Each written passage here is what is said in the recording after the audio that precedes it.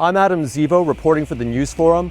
I'm standing here in downtown Tel Aviv in a neighborhood that was struck by an Iranian ballistic missile just last night. Details are still emerging, but it appears that the missile explosion severely damaged several buildings and caused a handful of fatalities as well as numerous injuries. The ensuing shockwave destroyed windows in a large radius around the impact site. Shattered glass is ubiquitous within at least a 100-meter range. Many businesses and apartments have been damaged. Broken storefronts are a common sight. The crunch of people stepping on shattered glass and the bleeding of ambulances is this morning's soundtrack. This attack is the first to have landed in the heart of Tel Aviv. Previous hits were limited to the city's suburbs. Notably, the explosion occurred in one of Tel Aviv's trendiest neighborhoods. This is an area that is known for its bohemian culture, its charming cafes and bars, and its inclusivity, particularly with respect to the LGBTQ community.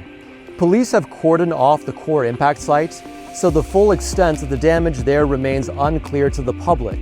Yet one need only look up at this damaged high-rise to get a sense of what to expect. I spoke with several Israelis about their experiences, many of whom are residents of the area. Here's what they had to say. I had the notification that I have to go to shelter. Went to shelter. I don't have like a protected room in my house, so I'm going to the next building on the underground. And as I was closing the door of the miklat, we felt like a big shockwave, and I almost fell.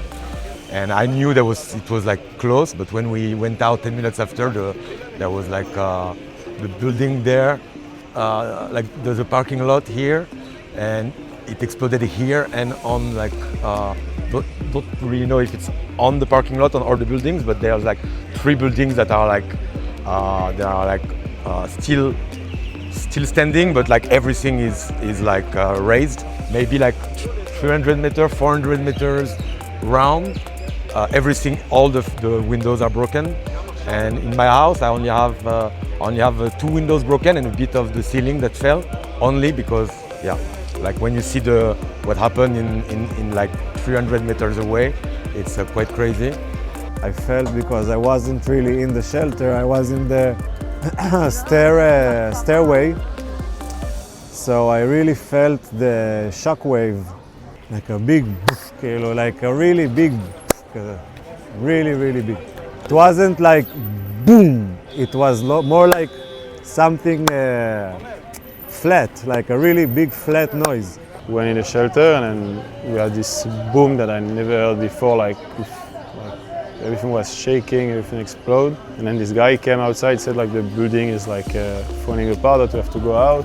My apartment is collapsed because of like it blown all the glass and all the furniture. Is not collapsed, but like everything is on the floor. I mean, now I cannot go back in the building. First of all, you run to your, like everybody, you run to your loved ones, you run to the place you know, and you want to make sure that it's okay, that nothing is damaged.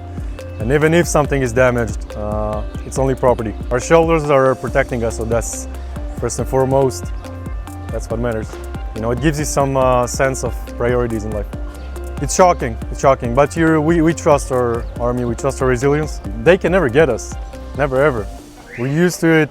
Everyone in here has a service background. Everyone is known for, like, we know how to operate, we know how to defend ourselves. This doesn't scare us. This is just part of the day-to-day. I specifically for myself really believe that I'm really protected, and you know, by God and by good energy, so I'm not really scared. I'm not scared at all, actually, because to be scared for me is to lose the war, and I'm not ready to do that. I got pretty lucky because like I'm safe, obviously. It's more like for the other people, I don't know, like it's just 50 meters from me. They are, I don't know who many dead. I don't know what's happening. It's more confusion because of I don't know who's dead. You see, this place, Tel Aviv, is known for a reason to be one of the most accepting and like nice cities to live in the world. This is the price we have to pay to live here. As the war escalates, the damage within and around Tel Aviv will only accumulate. Yet Israelis seem resolute in their conviction that such costs are necessary to defang the Iranian regime, for the damage these missiles can inflict pale in comparison to the nuclear threat Tehran aspires to wield. Once again, I'm Zivo, reporting from Tel Aviv for the News Forum. Thanks for watching.